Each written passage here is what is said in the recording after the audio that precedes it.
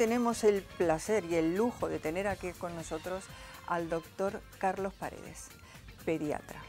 Bueno, yo qué te voy a decir, mira, estuve viendo un poquito por internet, husmeando, el historial de este doctor, que es una eminencia, te lo voy a decir de verdad. ¿Cuándo empezaste a ver el historial? ¿Cuándo empezaste? Pues no, un montón de tiempo, porque es que me metía y vale, dale. ¿Tiempo? ¿Verlo todo? ¿Te ha dado No, tiempo? no me ha dado tiempo. Porque claro, yo es que me quedaba a cuadros, digo, bueno, una persona con este currículum, con un montón de cargos, y aparte, consulta propia y hacerlos todo bien, así que bienvenido, Carlos. Muchas gracias, estoy muy satisfecho de estar aquí con vosotros. Y nosotros súper encantados de que estés con nosotros. Muy bien. Yo te voy a decir, lo voy a leer, Carlos, porque esto es, para retenerlo en la memoria, es muy difícil. Tú eres profesor de pediatría de la Universidad de Valencia, presidente de la Sociedad de Pediatría, jefe de unidad neonatal del Hospital Clínico, presidente Consejo Asesor Científico del Colegio de Médicos de Valencia, presidente de la Fundación Valenciana de Pediatría y así un largo etcétera. Cuéntanos. Bueno, no todo al mismo tiempo. No, por supuesto que no, pero lógicamente, claro. Pero todo eso ha llevado una evolución, claro, ha sido un camino, bueno, ¿verdad? Hasta llegar... Bueno, la situación actual es que soy solo presidente de la Fundación Valenciana de Pediatría. ¿Solo? Solo, presidente de la Fundación. Bueno, llevo la dirección de una revista, ¿verdad?, científica. Sí. Que la tenemos justo, aquí. que la tenéis ahí, que es Mi Pediatra, que también pues, es una revista de publicación en Madrid, mensual, dirigida a padres y a profesionales de la pediatría. ¿A nivel nacional? A nivel nacional. Entonces, pues es un orgullo, pues en estos momentos, haber dejado algunos cargos para llevar otros, ¿verdad? Y entonces, muy satisfecho, porque siempre mi relación con los niños y con las familias y con las madres, pues es algo, francamente, que te produce una íntima satisfacción para un profesional. Claro, creo que sí. Entonces, yo te hago una pregunta, Carlos. ¿Cómo ha ido evolucionando tu profesión a lo largo de todos estos años de gestión?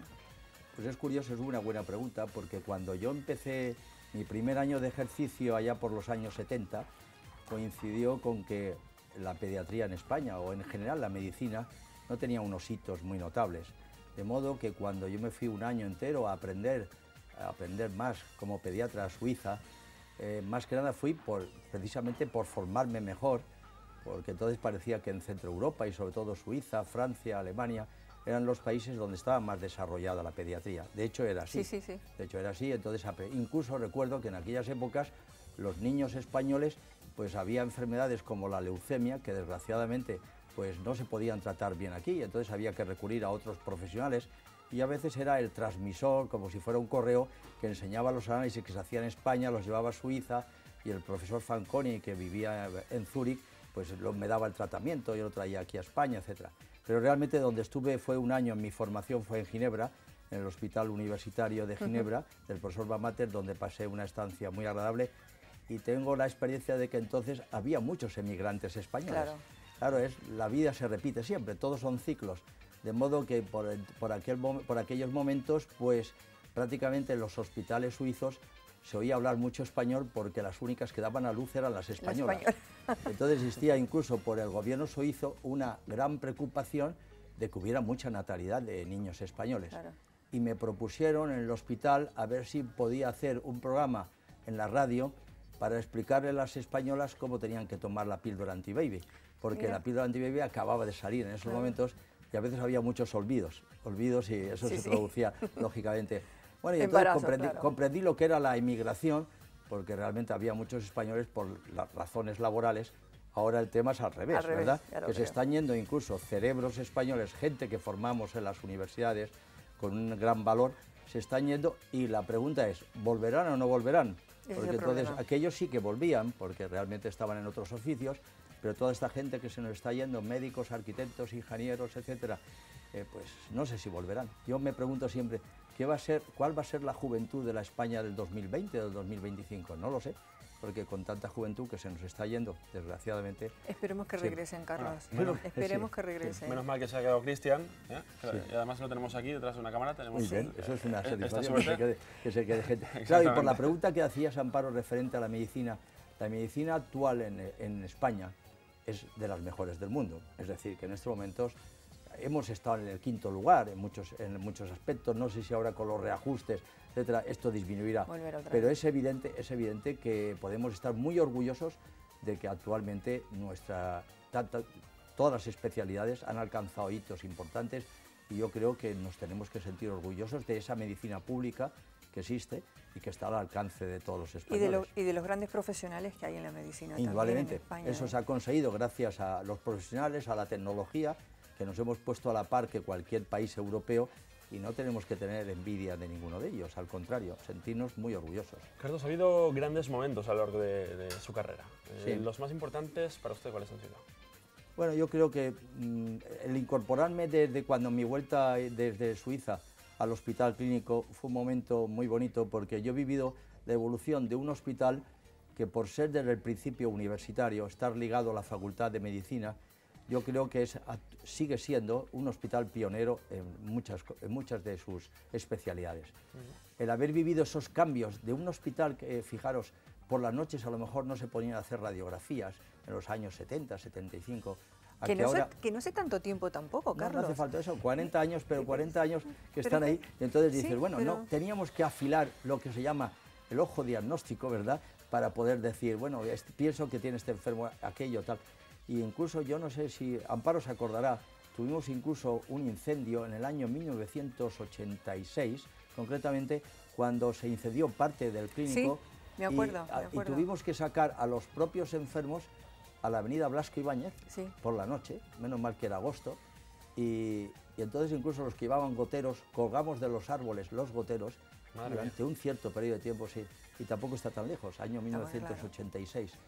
Hombre, un hito importante para un pediatra fue, como bien sabéis, que la reproducción asistida se inició en nuestro hospital. Ni Barcelona ni Madrid, fue el clínico de Valencia, merced también al profesor Bonilla, que empezó estas técnicas de reproducción, y aún recuerdo cuando precisamente en el año 1984, en junio de 1984, cuando nació Silvia. Silvia fue la primera bebé probeta, que en estos momentos ya tiene 28 años, ¿verdad? Y que fue una satisfacción ver que podíamos conseguir lo que ansiaban muchos padres y que no podían conseguir merced a todas estas técnicas de reproducción. Ahora, y luego, perdona sí. que te corte, Carlos. Esto me gusta mucho que lo hayas indicado, porque hay mucha gente que no lo sabe, que en Valencia, y concretamente en el clínico, fue donde se hizo la primera niña probeta de España. Sí, de España. Así que quiero que lo recalques bien, insisto y que más además, con tu participación también. Sí, justo, sí. Entonces, como pediatras, hombre, nos sentimos más orgullosos de que, fijaros, en el año 1970 la mortalidad infantil era de 23 por 1000. En estos momentos, a finales del 2012, podemos decir que la mortalidad no llega a ser del 3 por 1000. Que en 40 años hayamos disminuido tanto la mortalidad gracias a los cuidados intensivos, gracias a que los prematuros hoy en día, pues la supervivencia es fenomenal, y a otros avances que se han hecho en la medicina en general. Esto ha sido muy importante para nosotros, ¿verdad? Los cambios estos en estos 40 años, y el saber que cualquier español puede dormir tranquilo con lo que tiene en los hospitales. Y estar orgulloso también de todos los profesionales como vosotros. A lo mejor hago una pregunta trivial, pero ¿en qué ha cambiado la pediatría desde aquellos tiempos hasta ahora? No es trivial, porque para mí lo que más han cambiado son las madres, ¿entiendes? Es evidente. Es decir, yo creo que las madres actuales tienen una gran formación, una gran preparación, y entonces, pues da gusto hablar con ellas. Estamos combatiendo mitos del pasado, precisamente en esa revista, cada semana o cada mes hablamos de un mito del pasado que ahora se ha demostrado que es falso totalmente. Y yo creo que además lo que más me enorgullezco yo de las madres actuales es que son madres trabajadoras, son madres profesionales, y que a pesar de su trabajo y de su profesión cuidan a sus hijos, y además creo que con una preparación francamente buena. Lo único que critico es que la natalidad española está hundida. Y eso no tenemos que pensar, porque todo eso van a ser pensiones luego, ¿entiendes? Sí, claro, eso es un problema. Claro, tú ten en cuenta que las madres de hoy en día todas trabajan, sí. Entonces, claro, tienen 1 o 2 niños. No, 1.12 está la natalidad, no llegamos a la media de 2, no 1.12. O es sea, la natalidad, uno y un brazo. Sí, uno y un brazo. El trabajar les cuarta mucho, y más sí. ahora en la situación en que estamos, no se pueden quedar tampoco embarazadas porque pueden despedirlas, o sea que todas están pendientes. Pero yo como, creo digamos, que también han cambiado un poco las prioridades, ¿verdad? También, de lo que se quiere tener en cada hogar, etcétera. Y aunque yo reconozco que lo que tú dices es cierto, pero creo que hay otros países europeos que también las mujeres trabajan. Sí. Llámese Francia, donde casi el promedio es de 3 hijos. ¿De 3? Casi el promedio es de 3 hijos. Y claro que en España estemos tan hundidos, y eso cara al futuro, ¿verdad? Porque nuestra pirámide se ha invertido. La pirámide de la población es muy envejecida arriba, pero muy pequeña abajo, donde están los niños. Entonces, claro, esas pirámides invertidas es los que nos tiene que preocupar mucho a los españoles, y ahora entre la devolución de la inmigración, que ya se van, donde habíamos tenido más natalidad gracias también a esa población, y luego la reducción evidente que tenemos de nuestras mujeres, de nuestras autóctonas, pues esto nos tiene que hacer preocuparnos, y tendremos que ver cómo fomentamos más la natalidad, porque realmente cuando dicen de alargar el tema de la jubilación y todo esto, pues también tiene una base fundamentalmente en una natalidad escasa. Claro, esto es también... Es que es un poco complicado, ¿eh? Sí, pero pero yo creo que tenemos que aprender un poco a que quizás esas prioridades que yo he dicho, a cambiarlas un poco, a modificarlas, porque claro, ahora surgen toda la tecnología antes que un niño, ¿verdad? Está dentro de un hogar, o los coches más avanzados, etcétera. Y tú lo sabrás, Amparo, también, porque lo has vivido igual que yo, que antes pues quizás teníamos ese orden de prioridades cambiaba, ¿verdad? Y los hogares no molestaban. Querían tener hijos. Sí, queríamos tener hijos. Y después pensaban en otras cosas. Justo, o sea, la prioridad de un matrimonio era pues, formar una familia con 2, 3, 4 hijos. La realidad es eso lo que sí hemos buscado, y yo pues me he sentido muy satisfecho de otras épocas donde cuando tuvimos el boom de los niños, que llegó incluso hasta los años 80, y luego hubo otro boom hacia principios de los 2000, ¿verdad? Pero ya a partir del 2005 hubo una decadencia en ese sentido, que es lo que hasta tal punto de que ahora, a pesar de que también incluso la fecundación in vitro ha disminuido considerablemente, porque a pesar de que ahora la oferta ya no es de gemelos, ahora la oferta puede ser de un solo niño, ¿verdad? Y todo eso como antes. Gemelos hay, gemelos hay, que vamos. Carlos, hemos hablado antes, fuera de las cámaras, sobre algunos proyectos que estás realizando actualmente. Bueno, sí, tenemos la Fundación Valenciana de Pediatría, que fomenta muchos proyectos de manera... Uno de ellos es muy bonito, que es a los médicos jóvenes les damos unas becas que son para su estancia corta en hospitales extranjeros.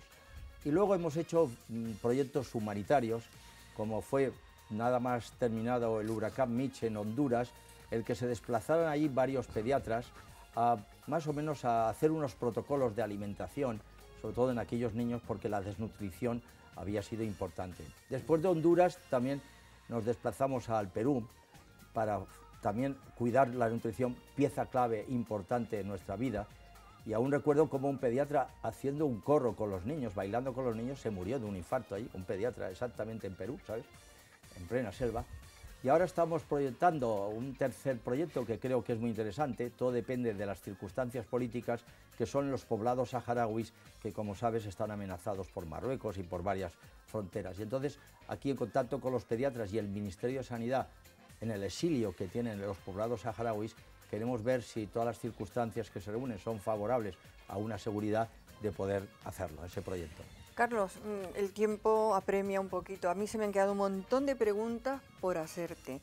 Un poquito al margen de todo, preguntarte pues cosas que las madres quisieran saber. O sea que yo te emplazo para que nos visites otro día y que pueda hacerte todas estas preguntas que tenía preparadas para hacerte. Correcto, así que te agradecemos encantado. Enormemente.